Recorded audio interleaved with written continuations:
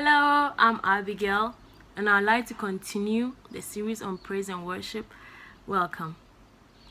Worship, I believe, is what flows easily out of a soul that recognizes how much he or she has been forgiven. It easily flows out of a thankful heart. I believe it's a place where we get to encounter this loving God who gave us his only begotten Son, Jesus Christ, that through him our sins are forgiven.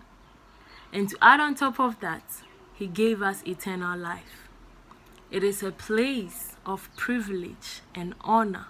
I believe it's a place of higher calling for every child of God, where we get to have a deeper connection, intimacy with God. I also believe worship is what, just like Isaiah said in chapter 6 verse 1, that is a place where we get to see God seated on a throne, high and exalted, where we get to see the train of his robe filling the temple.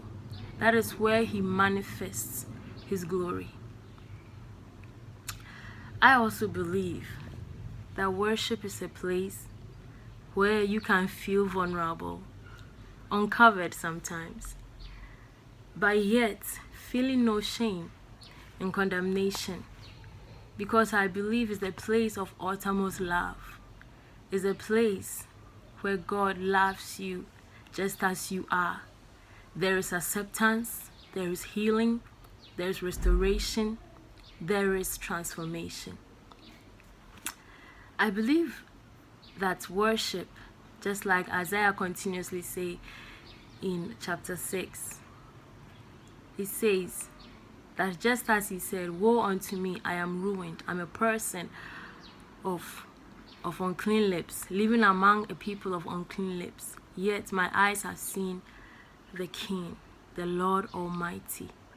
It is a place where you feel that you are unworthy, yet this worthy God has invited you in to see his glory. It's a place where you completely surrender to his will, because you know that he loves us.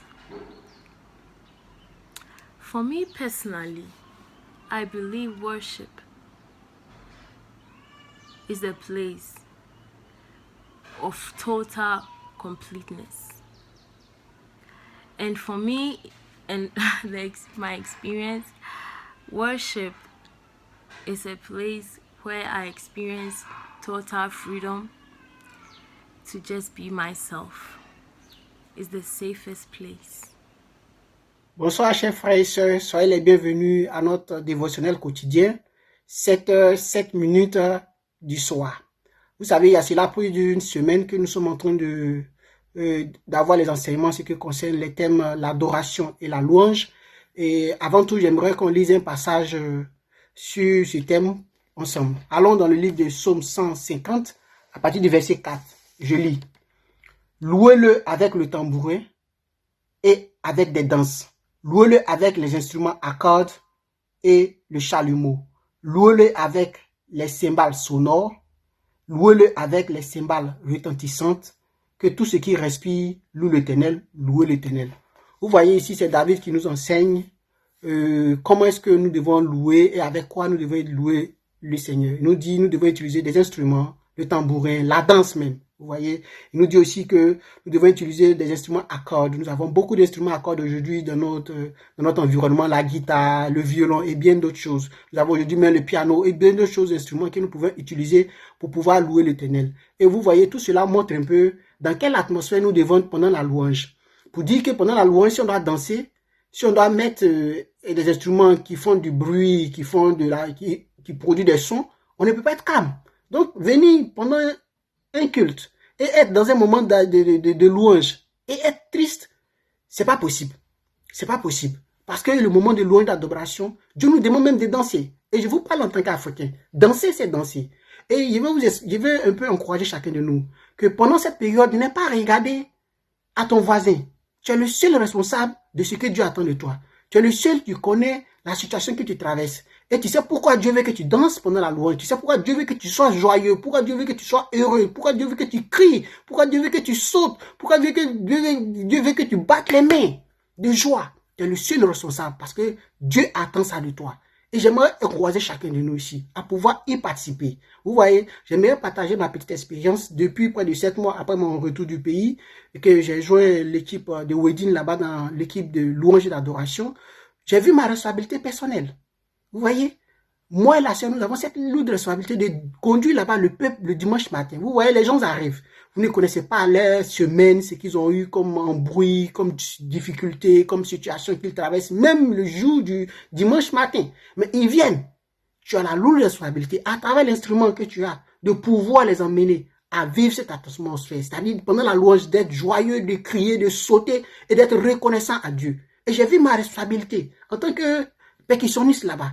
Vous voyez, la sœur et moi, nous devons faire cela. Et même, au-delà même, pendant le moment d'adoration, un moment silencieux, comment utiliser nos instruments pour pouvoir les conduire dans ce moment d'intimité avec Dieu, de présence avec Dieu, pouvoir même les emmener à être agenouillés, à pleurer, à se coucher. Tout cela à travers nos instruments. Et j'ai vu notre responsabilité dedans. Et j'aimerais encourager chacun de nous à pouvoir participer parce que Dieu attend de cela pour nous. La louange, elle est personnelle. Tu n'as pas besoin de regarder ton voisin pour ne pas danser, pour ne pas être dans ton intimité avec Dieu. Dieu attend beaucoup de toi. Et Dieu attend que nous tous ensemble, nous pouvons vraiment lui offrir nos corps pendant ce moment comme un sacrifice vivant. Donc j'aimerais encourager le peuple de Dieu à pouvoir participer, à pouvoir contribuer, à pouvoir donner le meilleur de lui-même pendant ce moment d'adoration et de louange. Sur ce, j'aimerais qu'on prie pour cela. Seigneur, je te dis merci. Merci vraiment pour cet enseignement que tu nous donnes ce soir à travers, Père mon Dieu, cet enseignement que nous avons sur la louange et l'adoration. Permet que nous puissions nous donner, comme nous puissions vraiment nous donner le meilleur de nous-mêmes pendant cette période de louange et d'adoration. Au nom de ton Fils Jésus que j'ai prié. Amen.